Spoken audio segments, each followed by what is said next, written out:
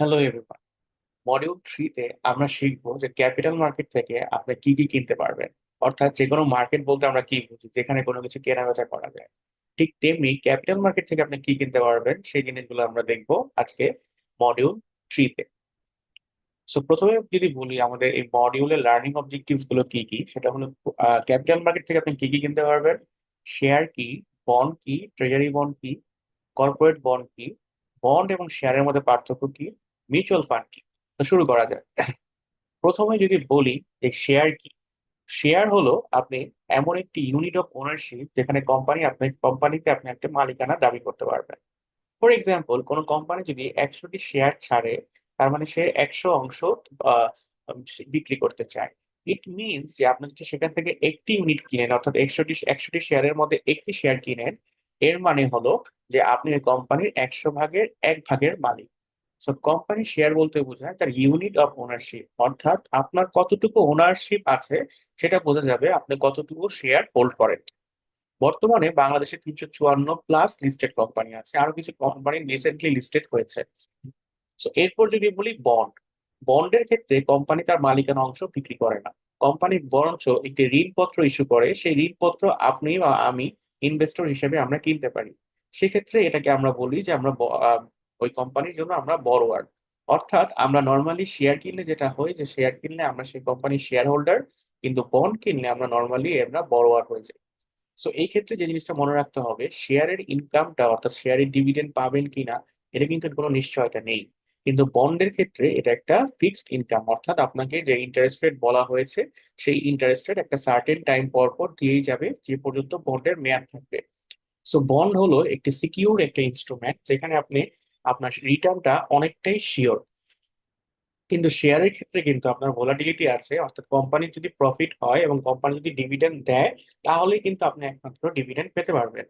Otherwise bank বন্ডের ক্ষেত্রে যে জিনিসটা হবে, বন্ডের ক্ষেত্রে বন্ড ইস্যু করার আগেই বা বন্ড ইস্যু করার সময় কোম্পানি বলে দিবে আপনাকে কয় পার্সেন্ট ইন্টারেস্ট সেমি অ্যানুয়ালি দিবে নাকি অ্যানুয়ালি দিবে। সো বন্ডের ক্ষেত্রে রিটার্নটা আপনার জন্য ফিক্সড। এরপর যদি বলি বন্ডের আরেকটি প্রকারভেদ, সেটা হলো treasury bond. Normally treasury bond issue করে কোনো দেশের সরকার। ঠিক তেমনি বাংলাদেশ ব্যাংক বাংলাদেশের সরকারও, বাংলাদেশ গভর্নমেন্টও বাংলাদেশ ব্যাংকের থ্রুতে ট্রেজারি বন্ড গুলো ইস্যু করে থাকে। নর্মালি ট্রেজারি বন্ড বাংলাদেশে 5 ধরনের মেয়াদি হয়: 2 বছর, 5 বছর, 10 বছর, 15 বছর এবং 20 বছর। সো 2 বছরের কোনো একটা ট্রেজারি বন্ড কিনলে আপনি 2 বছর পর্যন্ত সেটা হোল্ড করে আপনি 2 বছর পর ম্যাচুরিটিতে প্রিন্সিপাল সহ টাকা পাবেন। সো এর মাঝখানে আপনি সেমি অ্যানুয়ালি ইন্টারেস্ট পাবেন। সো সেম ওয়েতে 5 বছরের জন্য আপনি একটি ট্রেজারি বন্ড কিনতে পারেন, 10 বছরের জন্য কিনতে পারেন, 15 বছরের জন্য কিনতে পারেন, 20 বছরের জন্য কিনতে পারেন।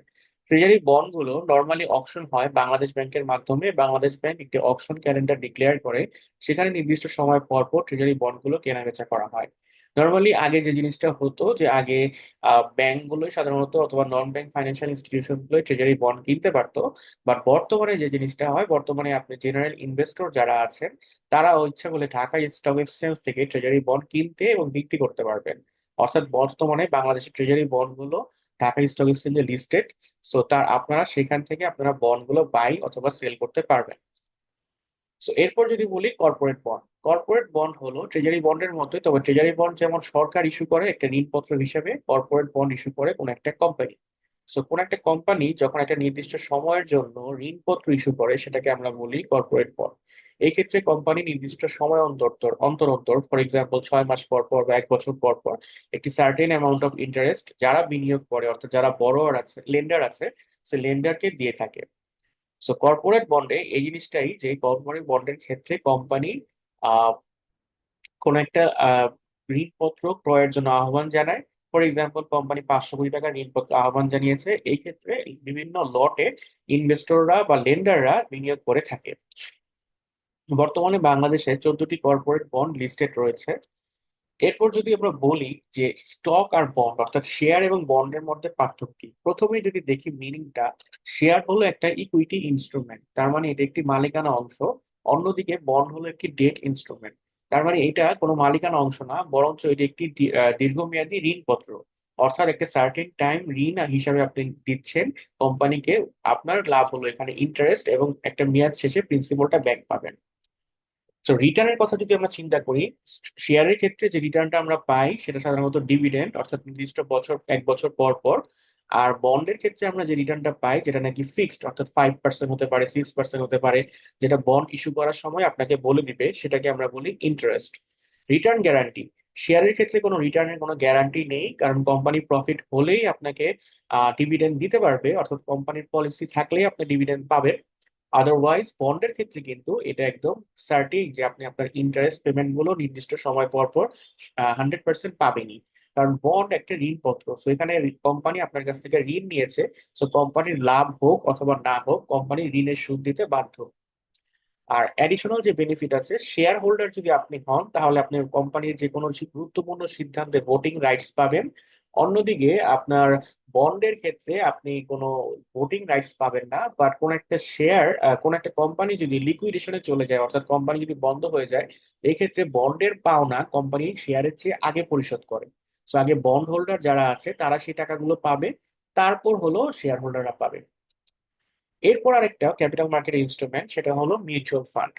নর্মালি আমরা যারা সাধারণ বিনিয়োগকারী আছি, যাদের ক্যাপিটাল মার্কেট সম্বন্ধে ধারণা একটু কম, তারা চাইলে বিভিন্ন অ্যাসেট ম্যানেজমেন্ট কোম্পানি মাধ্যমে ক্যাপিটাল মার্কেটে ইনভেস্ট করতে পারবেন।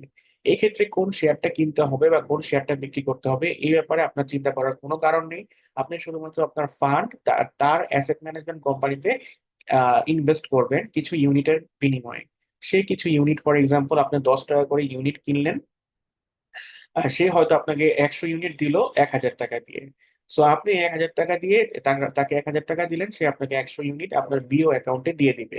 সো সেই কিন্তু আপনার এই টাকাটা ম্যানেজ করবে, কোন জায়গায় ইনভেস্ট করা লাগে সেগুলো করবে তার নিজস্ব এক্সপার্টিজের মাধ্যমে বা তার এক্সপিরিয়েন্সের মাধ্যমে। সো আপনার এখানে কোনো হ্যাসেল নাই যে কোন শেয়ার কিনতে হবে বা কোন শেয়ার বিক্রি করতে হবে। একটা নির্দিষ্ট মেয়াদ পর পর সে NAV, net asset value disclose করবে, যেখানে আপনি বুঝতে পারবেন যে আপনার 10 টাকা কি এখন 10 টাকা 50 পয়সা হয়েছে, নাকি 10 টাকা থেকে কমে গিয়েছে, নাকি 11 টাকা হয়েছে।